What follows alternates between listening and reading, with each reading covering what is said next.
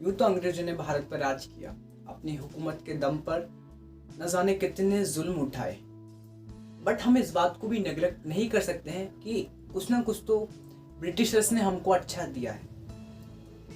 अब आप मुझे देशद्रोही समझ रहे हो, एंटी नेशनलिस्ट, तो मैं आपको बता दूं कि यहाँ मैं कोई अंग्रेजों की वकालत करने बिल्कुल नहीं आया, बट थोड़ा सा यहाँ पे मैं ओपन माइंडेड होकर ये बात आपको बता रहा हूँ। अब मैं आपको ये बात क्यों बता रहा हूँ, एक्चुअली जो आज का हमारा सब्जेक्ट है उसके लिए ये मुद्दा जानना थोड़ा सा आवश्यक हो जाता है। जी हाँ, आज हम बात करेंगे भारत के एक ऐसे कॉम्पिटिटिव एग्जामिनेशन के बारे में जिसे हर साल लगभग 10 लाख से ज़्यादा स्टूडेंट्स देते हैं।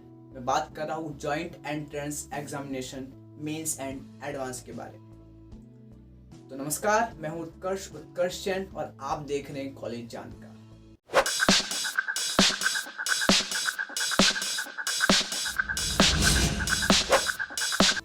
अभी कुछ देर पहले ही मैं आपसे बात कर रहा था कि क्या अंग्रेजों ने हमको अच्छा दे दिया, और मैं उस वक्त बात कर रहा था इन्हीं कॉम्पिटिटिव एग्जाम के बाद।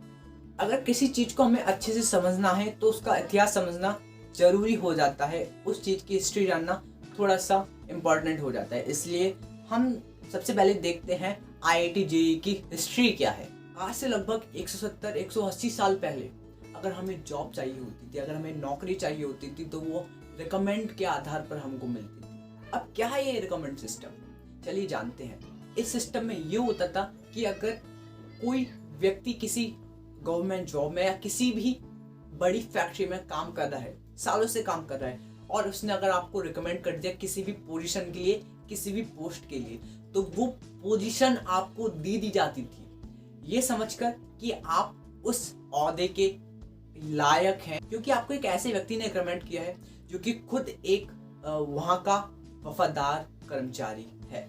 इस सिस्टम के डिसएडवांटेज शायद मुझे आपको बताने की जरूरत नहीं है, और इसके डिसएडवांटेज को मद्देनजर रखते हुए ही ब्रिटिश सरकार ने कॉम्पिटिटिव एग्जामिनेशन की नींव रखी 1855 में, इन द ईयर 1855, जिससे कि एक योग्य व्यक्ति को एक योग्य पद मिल सके उसकी योग्यता के अनुसार। अब आता है सन 1951, द ईयर 1951, जब भारत की पहली IIT खड़गपुर का गठन हुआ, और उस समय इस कॉलेज में एडमिशन एकेडमिक बेसिस पर और इंटरव्यू बेसिस पर होता था। फिर धीरे धीरे करके और भी IITs का गठन हुआ, और 1961 से कॉमन एंट्रेंस टेस्ट के नाम से इन सभी IITs में एडमिशन की प्रक्रिया शुरू हुई, और फिर आगे चल के ये एग्जाम IIT JEE के नाम से फेमस हुआ। अब चलिए मैं आपको इससे संबंधित एक रोचक घटना बताता हूँ, an interesting story related with the history of the IIT JEE। The exam which took place only once a year was held twice in the year 1997. Why? क्योंकि इस साल ये पेपर लीक हो गया था। आप समझ सकते हैं कि इतना बड़ा एग्जाम, नेशनल लेवल का एग्जाम, और वो लीक हो गया, तो आप समझ सकते हैं कि सरकार पर कितना दबाव पड़ा होगा इसके कारण। बहरहाल राजनीतिक बातों से हमें क्या करना। अब ये बात तो आप जानती होंगे कि जो सीरियस कैंडिडेट होते हैं किसी भी एग्जाम के अंदर वो बहुत कम होते हैं, तो इसी बात को सोचते हुए भारत सरकार ने एक स्क्रीनिंग टेस्ट को इंट्रोड्यूस किया सन 2000 के अंदर। एक्चुअली इसमें दो एग्जाम होते थे, पेपर 1 एंड पेपर 2। पेपर 1 के अंदर 20,000 कैंडिडेट सिलेक्ट होते थे, और वो 20,000 कैंडिडेट पेपर 2 देते थे, जो कि मुख्य एग्जाम होता था IIT के एंट्रेंस के लिए। बट ये प्रक्रिया खाली 5 साल चली, 2000 से 2005 तक, और 2005 में ये स्क्रीनिंग टेस्ट बंद हो गया।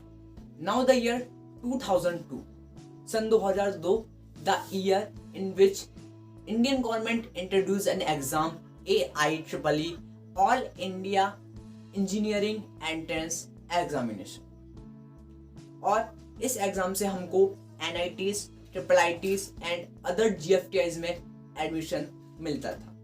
अब इस लंबे सफर में सन 1951 से और 2012 तक एक बड़ा चेंज आता है 2012 में, जब AIEEE का नाम बदलकर JEE मेन रख दिया गया, और इसको IIT JEE जो कि मुख्य एग्जाम होता था आईआईटी के एंट्रेंस के लिए उसका स्क्रीनिंग टेस्ट बना दिया गया और जेईई मेंस को स्क्रीनिंग टेस्ट के साथ साथ एनआईटीज, ट्रिपल आईटीज एंड जीएफटीआईज में एडमिशन के लिए भी रख दिया गया और आईआईटी जेईई का नाम चेंज करके JEE advanced, joint entrance examination advanced रख दिया गया। नाउ जेईई एडवांस्ड जो कि मुख्य एग्जाम है आईआईटी जेईई का, उसको जो ऑर्गेनाइज कराती हैं वो 7 ओल्ड आईआईटीज ऑर्गेनाइज कराती हैं। जेईई मेन की कहानी कुछ और ही है।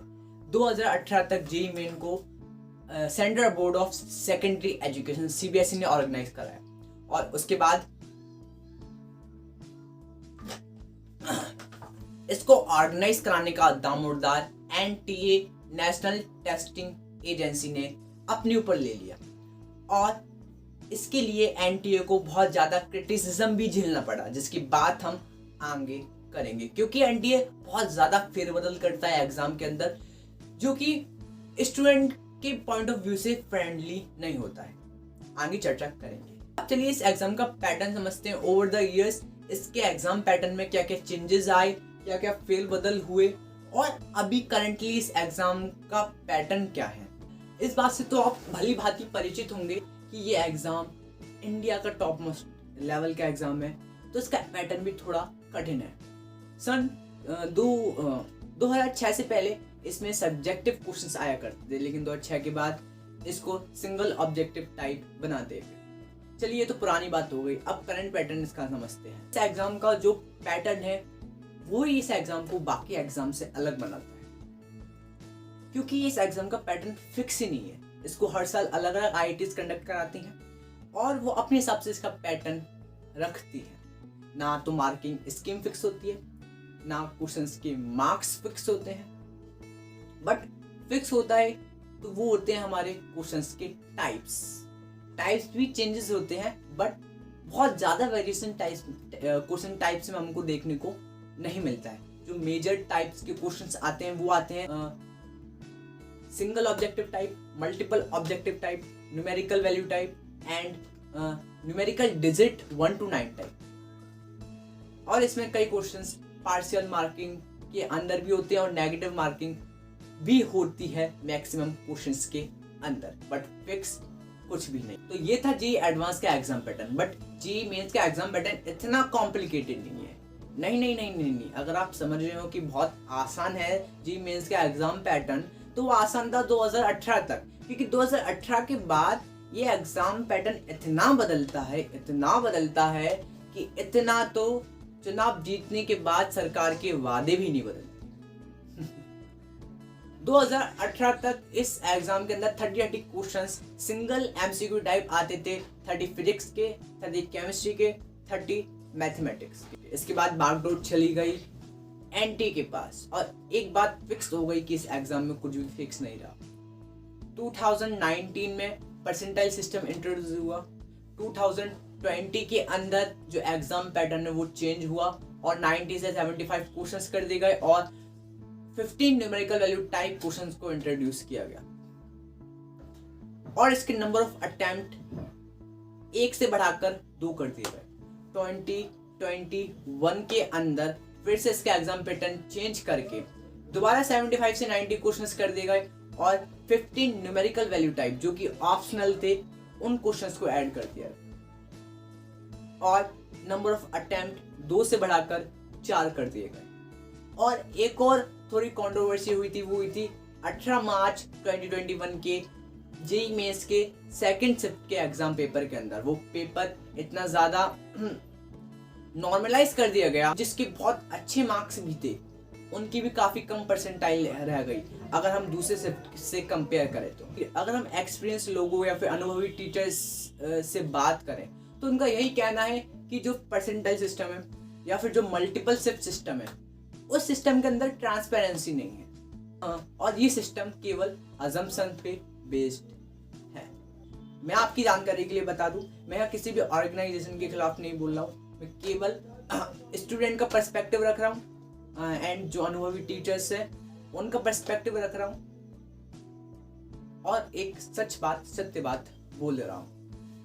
चलिए सिस्टम को बाद में देख लेंगे, अभी तो मुझे आपको और भी थोड़ी बहुत इंपॉर्टेंट बातें बतानी है। JoSAA, joint seat allocation authority. JEE mains और एडवांस के अंदर जो कॉलेजेस के अंदर काउंसलिंग होती है वो यही ऑर्गेनाइजेशन करवाती है। इससे पहले जॉइंट एडमिशन बोर्ड जैब इसकी काउंसलिंग कराता था, ये काउंसलिंग कराता था, बट अब इसका जिम्मा जोसा के पास में। जोसा से काउंसलिंग करके हम 31 NITs, 25 triple IITs and 19 other government funded technical institute में एडमिशन ले सकते हैं, प्लस IIEST स्विफ्ट। और जेईई एडवांस की रैंक के आधार पर काउंसलिंग जोसा से ही हम करेंगे और 23 IITs के अंदर हम एडमिशन ले सकते हैं।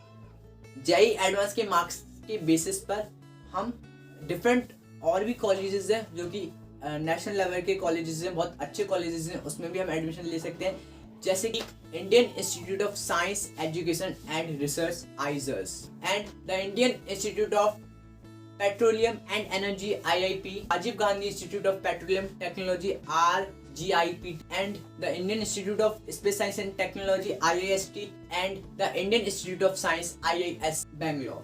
इन इंस्टीट्यूट में भी हम एडमिशन ले सकते हैं जेईई एडवांस के मार्क्स के बेस। तो ये थी IIT जेईई की संपूर्ण जानकारी।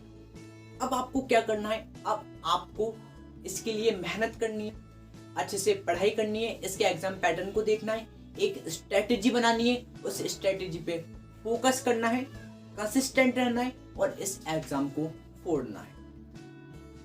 और अगर आपको अभी भी कोई डाउट रह गया हो तो आप हमको कमेंट कर सकते हैं या फिर हमको ईमेल कर सकते हैं collegejankar247@gmail.com पर। आपको जल्द से जल्द ही जवाब मिलेगा हमारी कॉलेज जानकार की टीम की ओर से। और ऐसे ही कॉलेज एंड करियर रिलेटेड जानकारी के लिए देखते रहिए कॉलेज जानकार। Get your dream college and for your support click here.